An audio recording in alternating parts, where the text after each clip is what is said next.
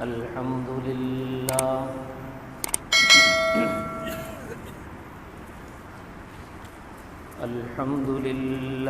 وحده، والصلاة والسلام على من لا نبي بعده، وعلى آله وأصحابه الذين أوفوا عهدا،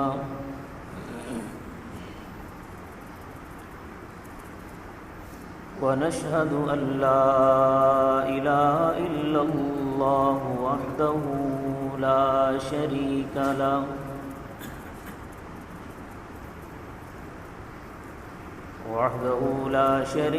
له، في الخلق والأمر، إرغاما لمن جحد به وكفر، ونشهد أن سيدنا ومولانا محمدًا عبده ورسوله،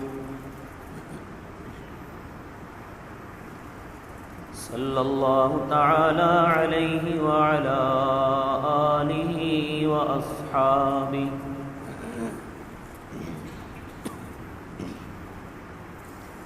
الذين هم خلاصة العرب العرباء، وخير الخلائق بعد الأنبياء، وهم كالنجوم في السماء للاهتداء والاقتداء،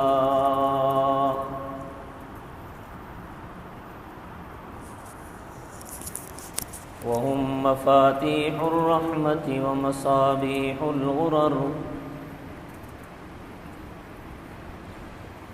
أعوذ بالله من الشيطان الرجيم. بسم الله الرحمن الرحيم.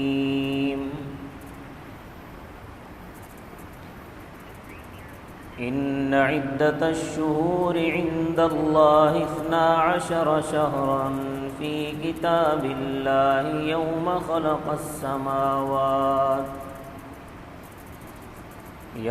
خلق السماوات والأرض، منها 4 حرم،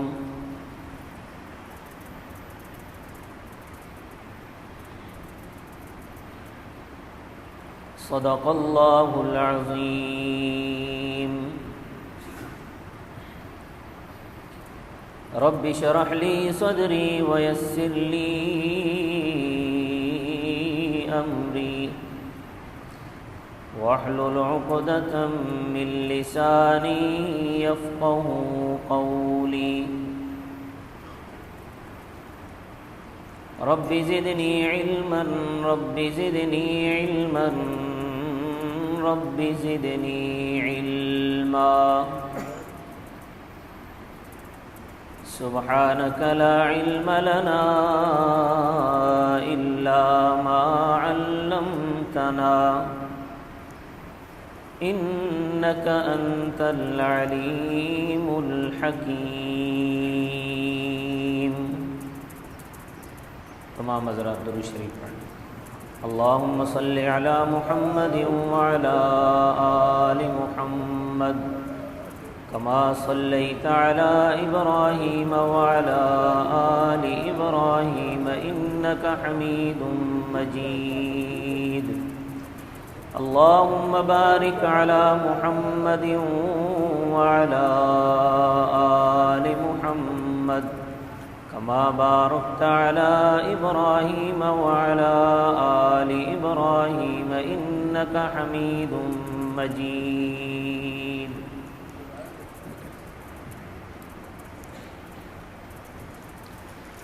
معزز سامعین گرامی قدر،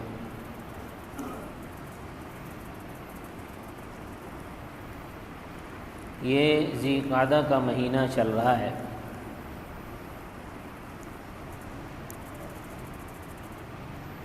ویسے تو سال کے 12 مہینے اللہ تبارک و تعالی نے بنائے ہیں. ہر دن اللہ تبارک و تعالی نے بنایا ہے، ہر دن کے ہر گھنٹے اللہ نے بنائے ہیں،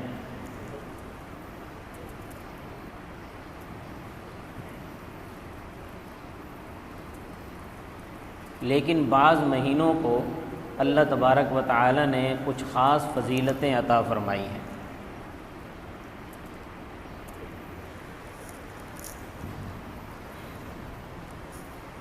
تو ذی قعدہ کے مہینے کو بھی اسی حوالے سے کچھ فضیلتیں حاصل ہیں۔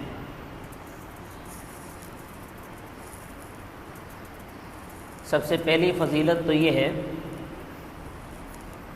کہ ذی قعدہ کا مہینہ اشہر حرام میں داخل ہے، یعنی جن مہینوں میں اللہ تبارک و تعالی نے قتل و قتال کو حرام قرار دیا تھا، ان مہینوں میں سے ایک مہینہ ذی قعدہ کا مہینہ ہے۔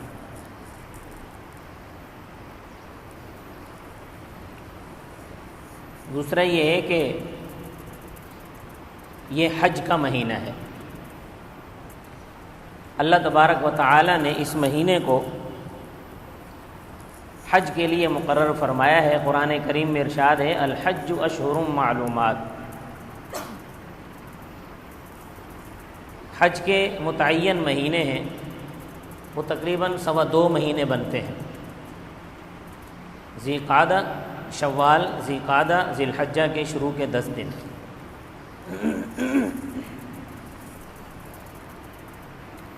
اشہر حج کا مہینہ ہونے کا مطلب یہ ہے کہ اگر کوئی آدمی شوال کے مہینے سے حج کا احرام باندھنا چاہے تو حج کا احرام باندھ سکتا ہے، اس کو اجازت ہے۔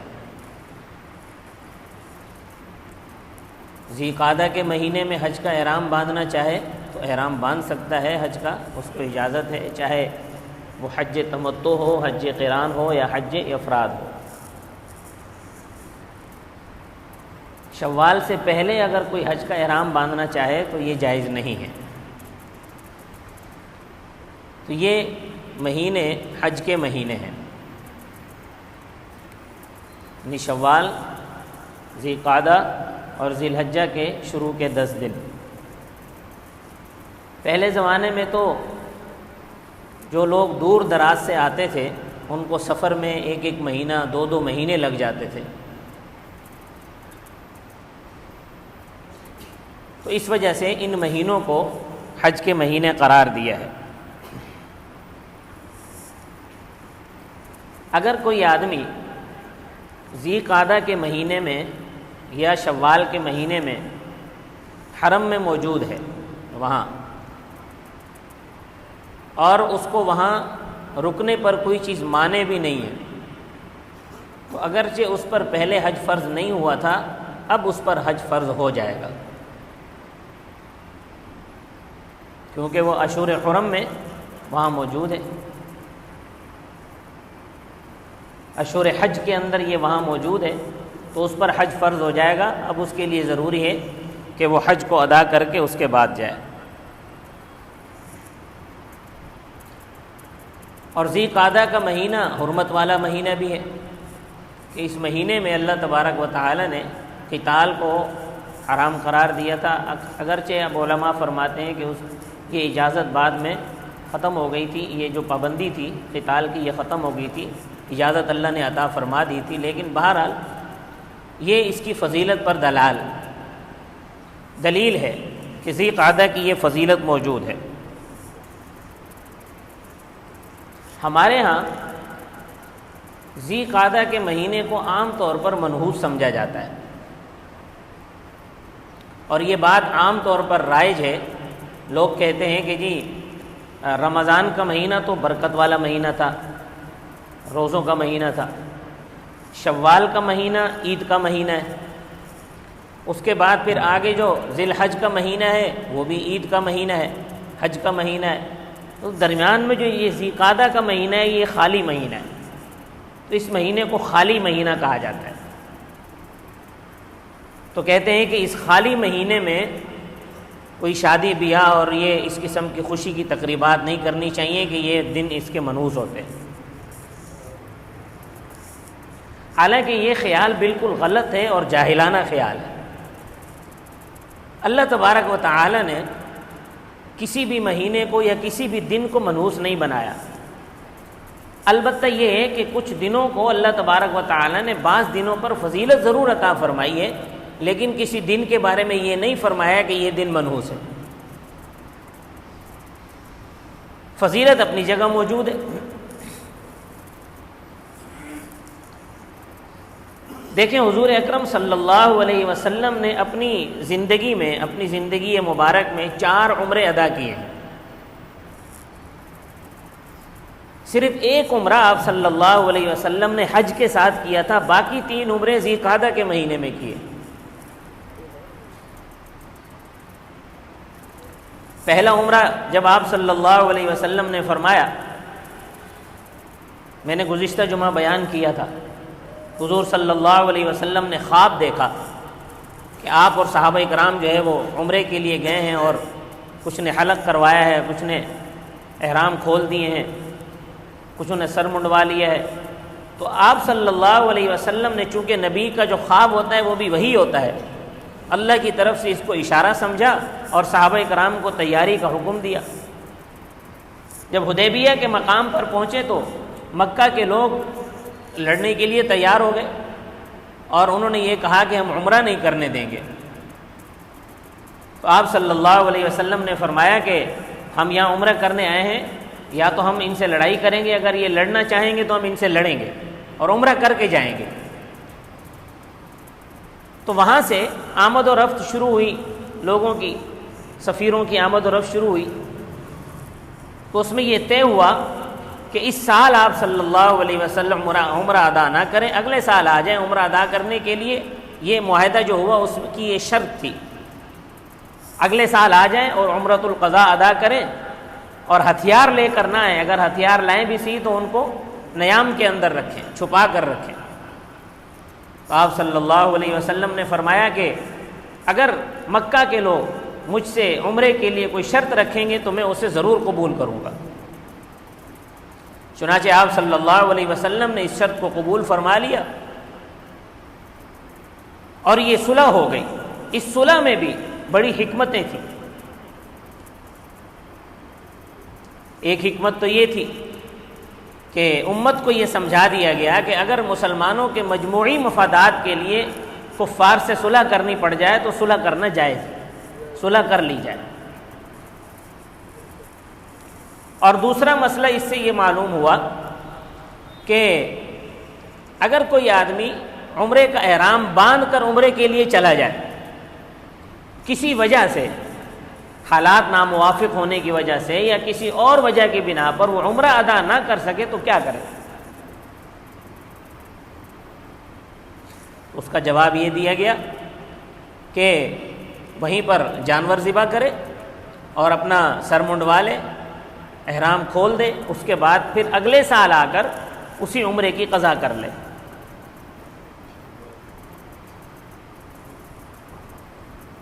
تو اگلے سال بھی آپ صلی اللہ علیہ وسلم پھر ذی القعدہ کے مہینے میں تشریف لائے اور آپ نے وہ عمرۃ القضاء ادا فرمایا۔ 2 عمرے ہو گئے۔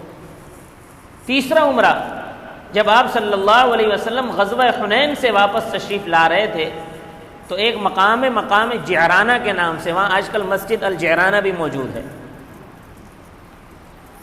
یہاں پر پہنچ کر آپ صلی اللہ علیہ وسلم نے احرام باندھا اور یہاں سے پھر عمرے کے لیے تشریف لے گئے۔ تو یہ ذی القعدہ کا مہینہ تھا۔ تو گویا آپ صلی اللہ علیہ وسلم نے عمروں کے ادا کرنے کے لیے ذی القعدہ کے مہینے کو متعین فرمایا۔ حضرت عائشہ صدیقہ رضی اللہ تعالیٰ عنہ فرماتی ہیں کہ حضور اکرم صلی اللہ علیہ وسلم نے تمام عمرے ذی القعدہ کے مہینے میں کیے ہیں۔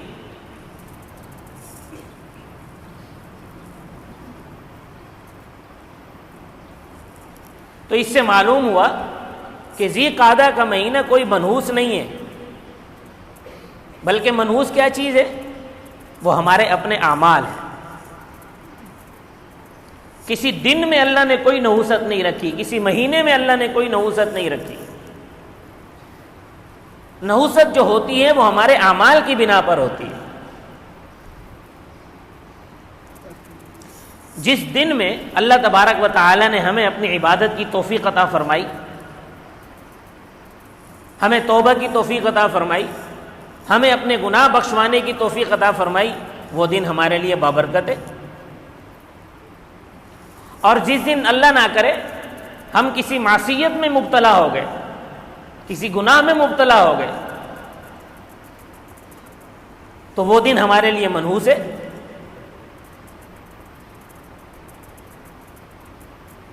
کیونکہ ہم جو گناہ میں مبتلا ہوئے ہیں، ہم جو معصیت میں مبتلا ہوئے ہیں، یہ گناہ کا ہونا نحوست ہے،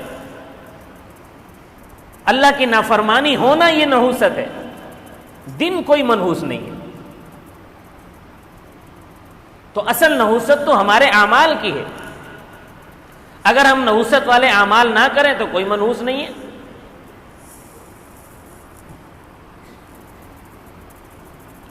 جیسا کہ شیخ سعدی فرماتے ہیں کہ ہر شب بقدر است گر قدر تو دانی، کہ تمہاری ہر رات لیلۃ القدر کی رات ہے اگر تم اس کی قدر پہچانو تو۔ لیلۃ القدر کی اپنی ایک فضیلت ہے، وہ اپنی جگہ پر موجود ہے، لیکن اگر کسی رات میں اللہ تبارک و تعالی نے آپ کو اپنی عبادت کی توفیق عطا فرما دی، اپنے گناہوں سے توبہ کرنے کی توفیق عطا فرما دی، تو گویا وہ رات تو شب قدر ہو گئی نا، کیونکہ انسان کا بیڑا تو پار ہو گیا، گناہ تو بخشے گئے اس کے۔ اگرچہ 1000 مہینوں کی عبادت کا ثواب تو نہیں ملے گا، لیکن گناہ تو بخشے گئے سارے۔ تو ہر شب قدر است، مسلمان کی ہر رات لیلۃ القدر کی رات ہے، گر قدر بدانی، اگر تو قدر سمجھتا ہے۔ تو اس پوری تفصیل سے یہ معلوم ہوا کہ ذی قعدہ کا مہینہ کوئی نحوست نہیں ہے، اللہ تبارک و تعالی نے دنوں میں اور مہینوں میں کوئی نحوست نہیں رکھی۔ اصل میں ہم رہے ہیں ہندوؤں کے ساتھ، ہندوؤں کا یہ نظریہ ہے کہ فلاں دن منحوس ہوتا ہے، فلاں مہینہ منحوس ہوتا ہے، فلاں گھڑی منحوس ہوتی ہے،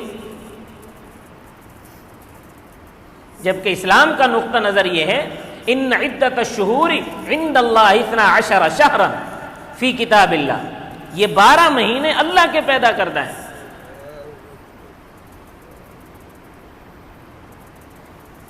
یہ 365 دن اللہ کے پیدا کردہ ہیں۔ منہا اربعۃ حرم، ان میں 4 مہینے وہ ہیں کہ جو اشہر حرام ہیں، جن کی عزت و توقیر کی جانی چاہیے۔ تو اصل میں ہم متاثر ہیں ہندوؤں کے اس نظریے سے، باقی اس قسم کا نظریہ رکھنا یہ بالکل جاہلانہ بات ہے، اس کی اسلام میں کوئی اصل موجود نہیں ہے۔ اس کے بعد اس سے اگلا مہینہ آ رہا ہے ذی الحجہ کا مہینہ۔ ذی الحجہ کا مہینہ بھی بڑی فضیلت والا مہینہ ہے، خصوصاً اس کے جو شروع کے 10 دن ہیں، 10ویں ذی الحجہ کو چھوڑ کر اس سے پہلے کے جو 9 دن ہیں، یہ 9 دن بڑی فضیلت والے ہیں۔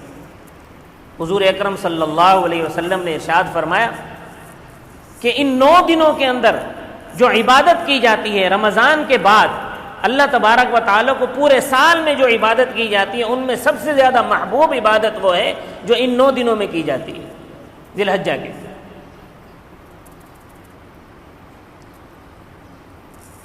اور ذی الحجہ کے شروع کے 9 دن کے روزے رکھنا، ایک روزہ ثواب کے اعتبار سے 1 سال کے روزوں کے برابر ہے۔ 9 روزے رکھ لیے آپ نے تو گویا 9 سال روزے رکھنے کا ثواب مل گیا۔ 10ویں دن روزہ رکھنا حرام ہے کیونکہ عید کا دن ہے۔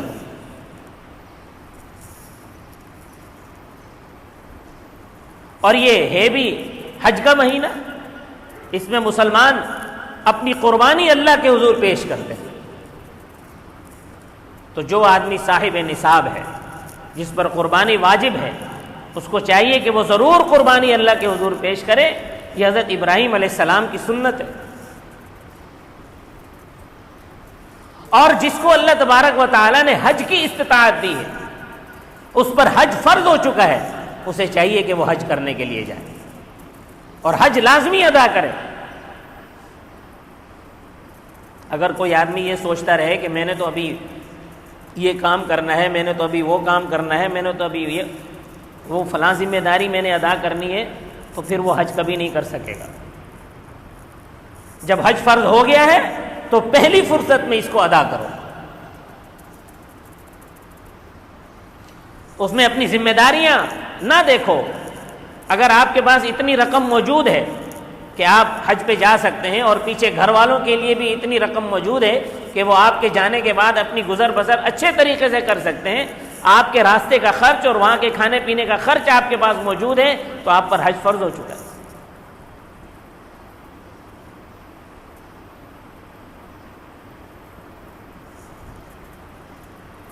تو اس لیے اس معاملے میں کسی قسم کی کوئی سستی اور کوتاہی نہیں ہونی چاہیے۔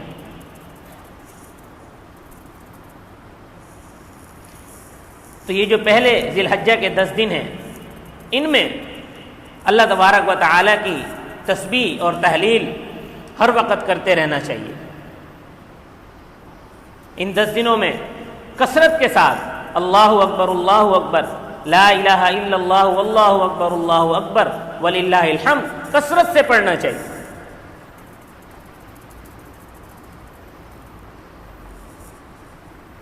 حضرت ابراہیم علیہ الصلاۃ والسلام نے جب اللہ تبارک و تعالیٰ نے حکم دیا کہ اپنے بیٹے کو ذبح کر دو، تو ابراہیم علیہ السلام نے لبیک اللہم لبیک کہا کہ اے اللہ تیرا حکم ہے، میں حاضر ہوں تیرے حکم پر عمل کرنے کے لیے۔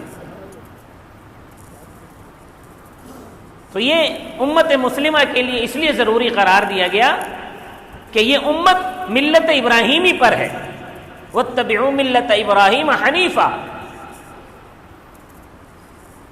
حضور اکرم صلی اللہ علیہ وسلم نے جو ہمیں دین دیا ہے یہ ملت ابراہیمی پر ہے، ہم لوگ ملت ابراہیمی پر ہیں۔ تو حضرت ابراہیم علیہ السلام کی سنت پر عمل کرتے ہوئے ہمیں چاہیے کہ ہم اللہ کے حضور قربانی پیش کریں، اگر اللہ نے استطاعت دی ہے تو بیت اللہ کا حج بھی ادا کریں، اور اس میں بالکل کسی قسم کی سستی اور کمی کوتاہی نہ کریں۔ تو خلاصہ کلام یہ نکلا کہ ذی قعدہ کا جو مہینہ ہے اس میں کسی قسم کی کوئی نحوست نہیں ہے۔ اللہ تبارک و تعالی نے کسی دن میں اور کسی مہینے میں کوئی نحوست نہیں رکھی، بلکہ ذی القعدہ فضیلت والا مہینہ ہے۔ اللہ تبارک و تعالی نے اسے اشہر حج قرار دیا ہے اور اشہر حرام بھی قرار دیا ہے۔